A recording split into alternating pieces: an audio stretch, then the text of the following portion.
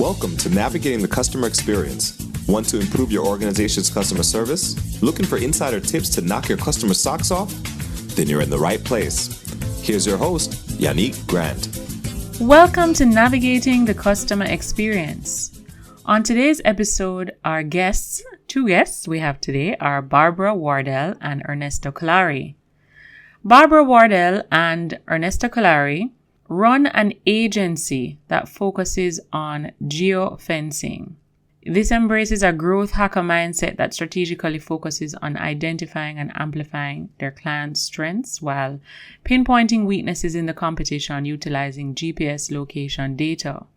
This approach results in a significant and measurable impact on foot traffic and online engagement, making their efforts truly game-changing and successful. So without further delay, sit back, plug your earphones in, and let's jump right into this conversation with Barbara and Ernesto. Welcome, Barbara and Ernesto. Hey, thanks for having us. Yes, thank you for having us today. Perfect. Now, we always like to ask our guests in their own words if you could share a little bit about your journeys, how you got from where you were to where you are today. You want to go first, Barbara? Sure, I'll go first. Ernesto and I met during COVID at a Halloween party, believe it or not, before we started our company together. We became friends, and my journey is I'm a mom of two, and I was in the medical industry, specialty medicines for a long time. And then COVID hit, and then Ernesto and I met at a Halloween party, became friends, and then we started Cullari and Wardell, a geofencing ad agency, and the last about a little over 2 years, we've been killing it. So growing small businesses. So we're really lucky to do that. Yeah. So as Barbara said, we met during COVID. We do both have a medical background. For years, I was a surgical OR med rep. So I would work in the operating room with physicians, utilizing novel technology to do abdominal body wall repair, post-breast reconstruction after cancer, and things like that. During the day, I moonlit as a professional songwriter. So I had songs on Disney radio, country radio that I wrote for other artists. And along that journey, I became a songwriter. So the mystery during my creative time was always wondering how to sort of growth hack, how to break an artist out into the mainstream. And we had a lot of success doing that. Paulie Litt from the show Hope and Faith ended up having a #1 song on Disney radio, and then which we wrote for him, and then had a top 100 song, and then top 15 country music song that I wrote for an artist named Bailey Gray. And so it does lead us up to COVID, because when COVID struck, part of our content, so I got more into advertising and marketing, and a lot of our clients just dropped off. And the problem that needed to be solved was how do you rebuild foot traffic, particularly in a market where the government won't let you open. When they do let you open, people are going to be slow to come back to retail. So what do we do? So putting that growth hacker hat back on to when I was a songwriter, I looked into geofencing, and that was about 4 years ago.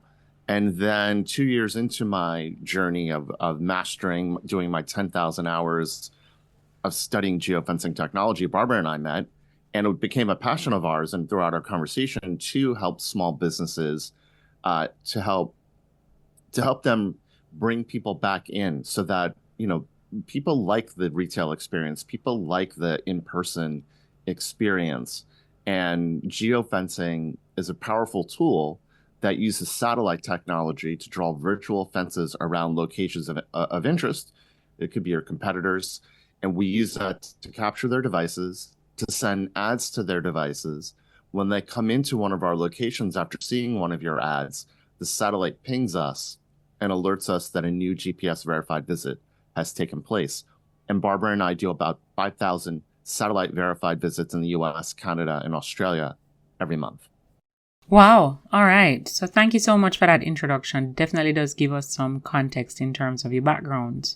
Now, for those of our listeners that are tapping into this episode when it's broadcasted and they're getting a chance to listen into this awesome content, can you share with them in the most simplest layman terms, what exactly is geofencing? So in the simplest terms, it is a form of advertising that uses your phone. And when you walk into a location that we've identified with a satellite, I'm drinking a cup right now. That's my coffee shop that I bought it at. And then in my surrounding areas, there's about 7 other coffee shops. Well, if I want to show why I'm better, I would use geofencing to draw a virtual fence around my competition. When someone walks into a competing coffee shop with their mobile device, I can then capture their device and then send ads to their device. And the wonderful part is when they, after seeing my ad, come back to my coffee shop, I could say, wow, because of my ads, because I use geofencing to target their devices in my competition stores, I therefore just measured 50 visits this month. So it's critical because none of us are made of money, and advertising dollars for the small business is scarce. So we want to use our money wisely. And big companies like Chipotle, by the way, the CEO of Chipotle just got hired at Starbucks. I saw that yesterday. Chipotle during COVID. Yeah. The Chipotle during COVID utilized, I think it was one of their vice presidents came up with this idea. Hey, let's use geofencing. I heard it works.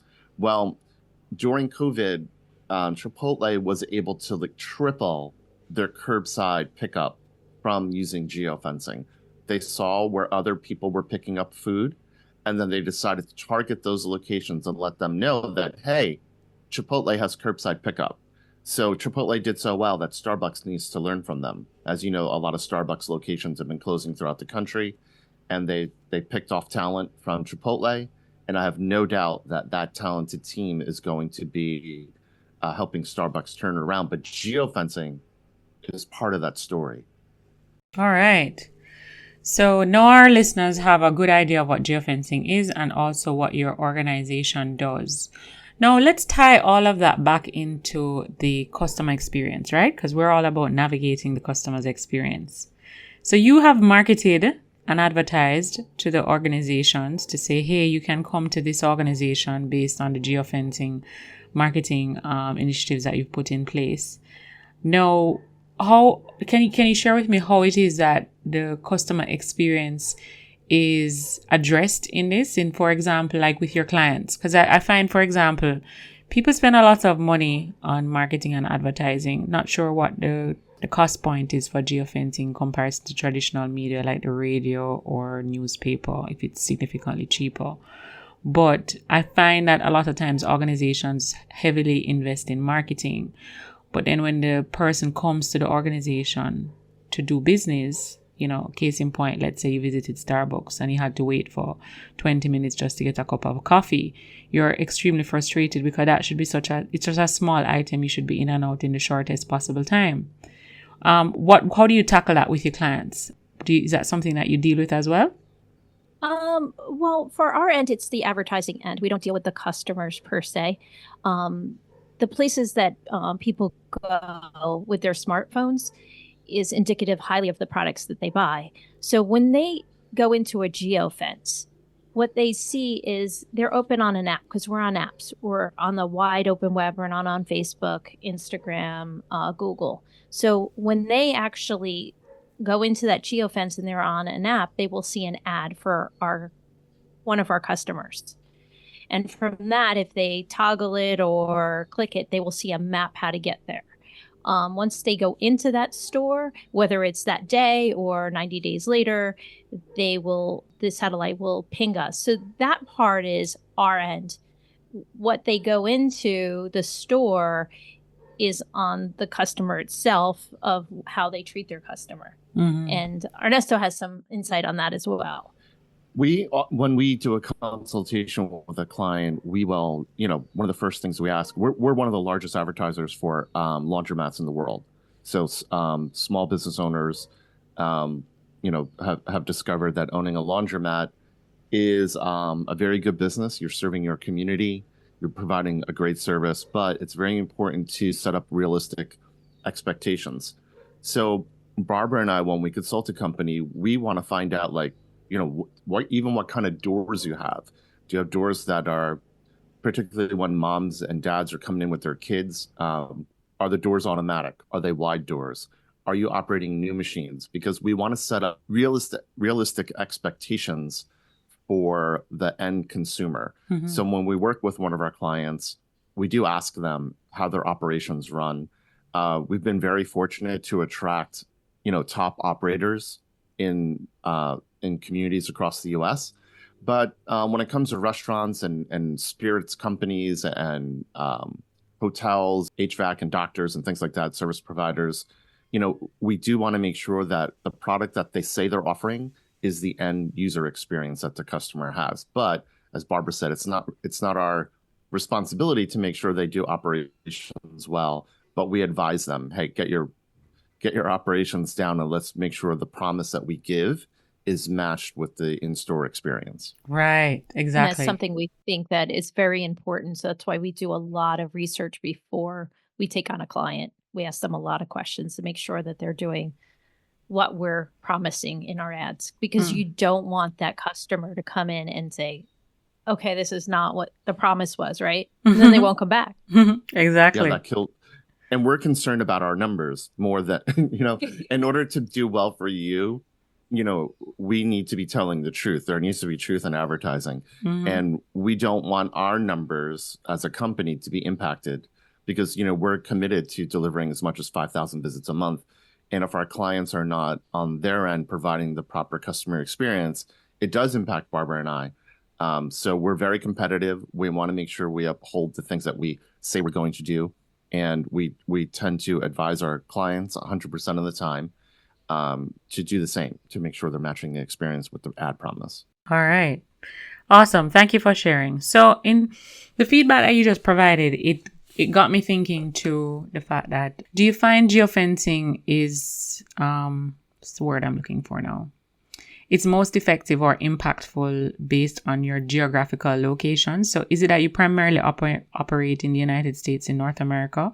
And do you find that geofencing would be different based on, let's say, a customer who is in Nigeria or in Africa, or a customer who is in Kingston, Jamaica, in the Caribbean? Do you find that the behavior based on the geographic location or even the culture of the country impacts how geofencing works? Is that data that you're able to provide as well to the clients? Yes. So we're right now in Australia, Canada, and the United States. And there is a culture difference when you advertise in a different country. Mm-hmm. We found that a lot has to do, we do a lot of studies before we break into another country to make sure that we understand the behaviors and kind of, we do a listening device that kind of listens to the area to see, because we track mobile foot traffic, right? So that's one of the things that we do to work on our geofencing. So we already know when we go into that area what the culture is like, and also talking to the customer as well to understand the area. And also we do a listening device or a foot traffic study to understand the area that we're targeting. Okay. Yeah. I mean, you said it perfectly. We do set up listening campaigns, and it's basically a beacon to measure. So I'll give you an example. Australia, for your listeners that haven't been there, Barbara and I have not been there, but when we look at it via satellite, Mm-hmm. You have these communities that are densely populated, and then you have hundreds of thousands of acres of wide open space. So you really need to, we really need to do due diligence and measure the amount of devices that are available in an area before we market to them. So now we haven't tested yet whether this works in Africa or South Africa, but right now we're for sure it works all throughout Asia, and it's a matter of, so say Nigeria, for example, we would have to set up a listening campaign. We would have to measure the amount of devices that are available, and then determine what kind of devices are they. Are they Are they iPhones, Samsungs, and Androids, or are they flip phones and some other mixture of devices? And that would impact what kind of ads we use. All right. So that definitely answers my question, and I think it will help to guide the listeners as well in terms of, if they're small business owners or even working in organizations with small business owners, that they can definitely identify if this is something that would benefit them, and benefit creating more traffic for their organization, generating more customers, and hopefully impacting their customer experience. Now, we'd also like to hear from both of you. What's the one online resource, tool, website, or application that you absolutely cannot live without in your business? I think it's the foot traffic study, only because it gives us a lot of information before we even launch a campaign for anyone, any one of our customers. It is something that we can see a half hour before and a half hour after the customers, where they go from that area or that specific customer. And also for a year, we can go back for a year to look at that traffic and see where those customers go. I think for myself, I have my hand in a lot of working on the creatives for clients. And even though there are wonderful platforms out there like the whole Adobe suite, which includes Premiere, Photoshop, Lightroom, and all that, and Adobe Illustrator, and I think they're all great professionals. But I like the prosumer, which are applications that anybody off the street could use. So if you're a small business owner or even a big business owner, and you want an application where you don't need to go to your team or your assistant, you want to be able to do something yourself, Canva is a wonderful platform that I have actually, when I work in Canva after working in something like Adobe, my turnaround time sometimes in Canva is so much quicker because it's made for dummies. Canva is made for dummies, and I'm a dummy too, right? So I love Canva. And also, we manage, designers, and those designers, we work in Creatopia again. So that's a prosumer. Anybody off the street could use that website. It makes great looking HTML5 ads. And again, as someone who manages creatives, if I don't like something, I can go into Creatopia and I could fix it myself. So I think no matter where you are in your journey as a business owner, whether you manage a Fortune 100 company and you have with your ad men, your marketing men and women, or you own a small business and you have to do it yourself, or you're hiring an agency like us, Canva and Creatopia, in addition to the Adobe Creative Suite, are just wonderful platforms. All right, perfect.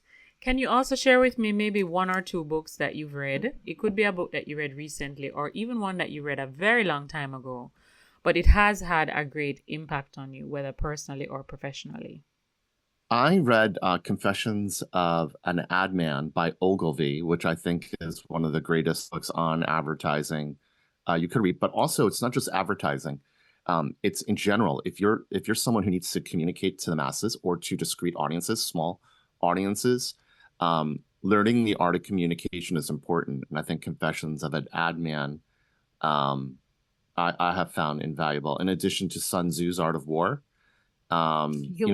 Sometimes you have to crush your competition and you have to be able to have the stomach for it, and strategy is necessary. And so true. Sun Tzu, The Art of War, I would also say. And then the Bible. So. Oh, you're throwing that one in too. For me, I have to say one of my favorite is Wasabi Love. It's about being in the present and appreciating everything that's in your life at that moment, because it could be gone tomorrow. And I've had that experience. So I read a ton of marketing books, but that's one that's close to my heart. All right, perfect. Thank you for sharing. So we will have the links to those books in the show notes of this episode.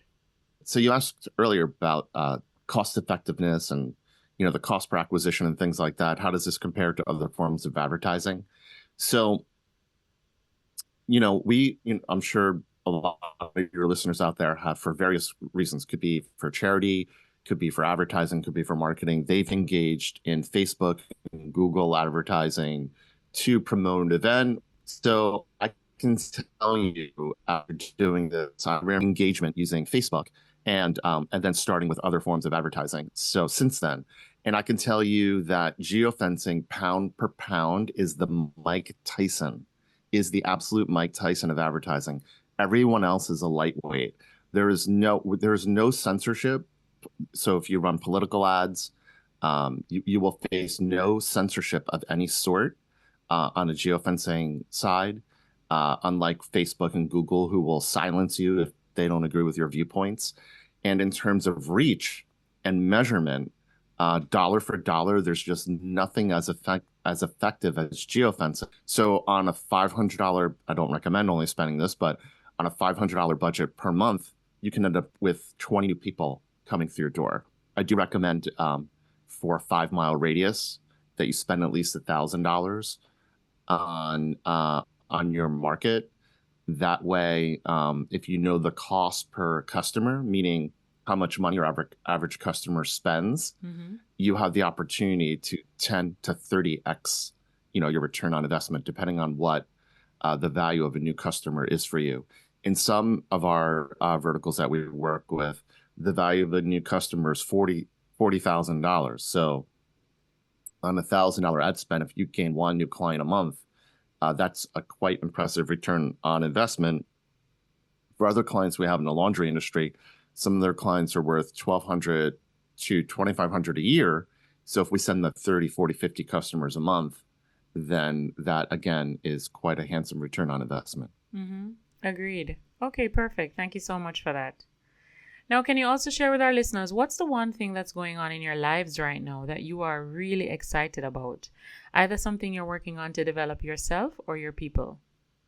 Well, we just launched, which we're really excited about, our dashboard for our clients so that they can go in and see the reporting instead of us emailing them their report. So now that they can go into the system and actually on their time and actually look at and see their results of their campaign. All right, that's great. I'm excited about Barbara and I just got finished running a fundraiser for my mother's orphanage in the Philippines. She operates what's called Street Kids Philippine Missions. And she's been there for 15 years with her husband, Matt. And they have rescued kids that were in danger of being sex trafficked, that were eating out of garbage cans, that were basically destitute. And it's our 15th year. We just successfully raised $20,000, and that was simply an online campaign where we used our podcasting studio to talk about what my mom does and mom and Matt do there. And we're pretty proud of being able to use our resources to help kids that face sex trafficking that would otherwise be destitute. And I would say I'm most happy and proud about that development. Amazing. All right. Thank you so much for sharing. All right. Now, our listeners would have tapped into this episode and they're quite intrigued with both your journeys and they would like to follow you online. Where's the best place that they can find you both online? CullariMedia.com. It's CULLARI media. Of national campaigns. We've worked with big businesses and small businesses. We're open for free consultations and to get people on the right track. A third of small businesses closed during COVID. We want to empower small businesses to once again drive the middle class in America. Because middle class is very important to our economy and they grow it. And to have that rebuilt again is very important to us. All right, perfect. Now, we always like to wrap our episodes up by asking our guests, do you have a quote or a saying that during times of adversity or challenge, you'll tend to revert to this quote? If for any reason you get derailed or you get off track, the quote kind of helps to get you back on track. Do you have one of those? From The Art of War, he whose forces are of one mind will be victorious. Trying to think of one. Well, mainly, I always tell myself to be in the present moment and not get sidetracked by other things that are going on. But I can't think of a quote right now. That's okay. All right. Well, thank you both. Thank you so much for taking time out of your very busy schedules and hopping on our podcast and sharing all of these great insights as it relates to geofencing and, the impact that it can have on 10xing your business, getting new clients, the advantage that it has over traditional media advertising, and just the opportunity for you to understand your customer base a little bit more, get an idea of where they're coming from and why they're coming to you, so you can continue to build on that and even exceed their expectations. So I think it was a great conversation, and I just wanted to extend my deepest gratitude to you both. Thanks for having us. Thank you. We extend ours to you as well. Just want to remind our listeners, you can follow us on X at NavigatingCX, and feel free to join our private Facebook group, Navigating the Customer Experience Community. Until next time, I'm your host, Yannick Grant. We also have a new book available on Amazon, The ABCs of a Fantastic Customer Experience. It's available in ebook and paperback. So if you want to increase revenue in your organization, build a stronger service culture, and create employees or develop employees who are really mastering service delivery in your business, you need to grab a copy of this book. Until next time, I'm your host, Yannick Grant.